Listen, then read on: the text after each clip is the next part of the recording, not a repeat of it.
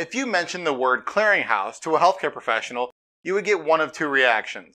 The first, most common reaction you would receive is a sigh followed by an eye roll. The second and rarer reaction is a smile and verbal acclaim.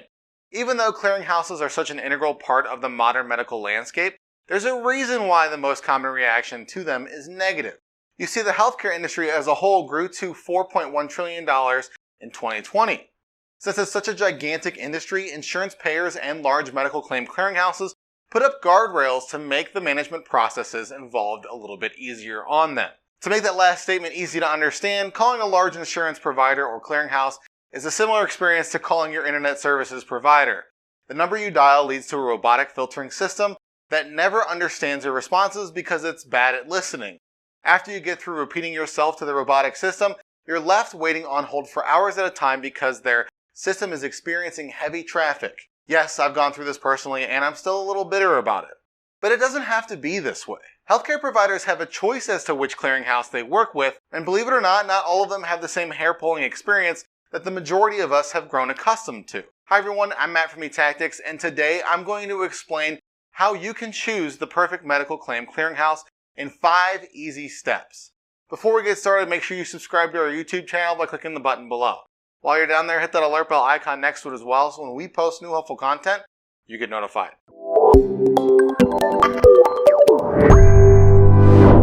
The first step towards choosing the perfect medical claim clearinghouse starts by understanding the process. Before you start feverishly Googling for the perfect medical clearinghouse partner, the first step you need to take is ensuring that you understand the claim submission process as a whole. Although I think it's safe for me to assume that by watching this video you're familiar with the claim submission process, it's the most important piece to understand when trying to find the right clearinghouse, so I can't chance that. However, I don't want to bore you and go through the entire step-by-step process. That's for another video. Instead, I want to harp on the fact that there is a lot of jargon and acronyms involved with this process. If you haven't brushed up on the terms associated with sending claims to insurance providers, you'll need to refamiliarize yourself with them. Specifically, refresh on terms like appeals, denials, electronic remittance advice or ERA, ANSI, current procedural terminology or CPT, and explanation of benefits or EOB. The reason why you'll need to keep the meaning of these terms in your back pocket isn't entirely because it'll help your knowledge. You see, once you start evaluating partners, they're going to bombard you with all of the terms I listed earlier as a part of their solution demonstration. If you don't understand all of these terms these clearinghouse sales representatives mention, you won't get much value out of them. It's hard to evaluate medical claim clearinghouses if you don't understand the entire process and vernacular that's used. The second step is to evaluate your organization's needs. We're still in the preliminary stages of choosing the perfect medical claim clearinghouse for you right now.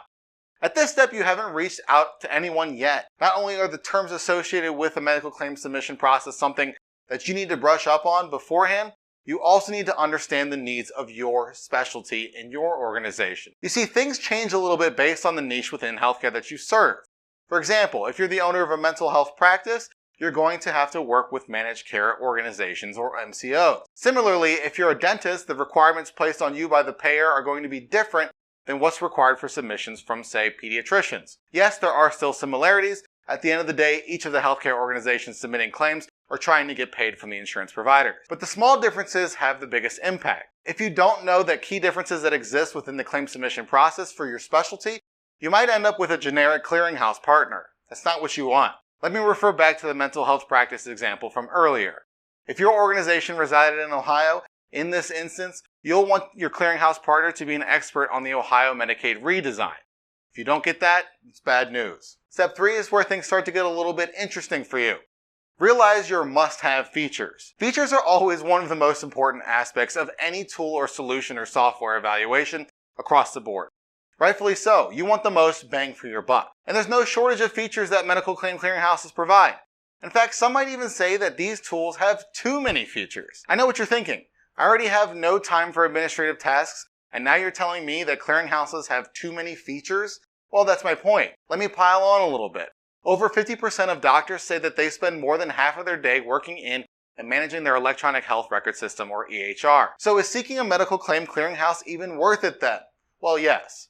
Its purpose is to help you collect revenue. The point I'm trying to make with all of this is that finding the clearinghouse that has the most features and advertises the same doesn't make it the best fit for your organization. The best way to approach features is to research all of them and rank those that are most important to your organization. For example, even though the majority of payers move toward electronic submission via ANSI, there are still a few that require paper submission. If the majority of the patients you see have insurance providers that are a part of the paper minority, you'll want a medical claim clearinghouse that can automatically print and mail paper claims to those payers. In other words, that's a feature you'll want to harp on during your evaluations. Fourth, make sure you ask about connections. And when I mention connections, I'm not talking about the connections that salespeople brag about constantly on social media. It's a reference to electronic connections that Clearinghouse have to have in order to send claims and receive updates on the same. During your evaluation, it's likely that you'll come across an organization that's new to the medical claim clearinghouse space. They'll probably even have some spiffy, cool-looking website and web pages that include modern design styles and buzzwords scattered throughout. Don't fall for the marketing ploys. You see, medical claim clearinghouses are only as valuable as the amount of connections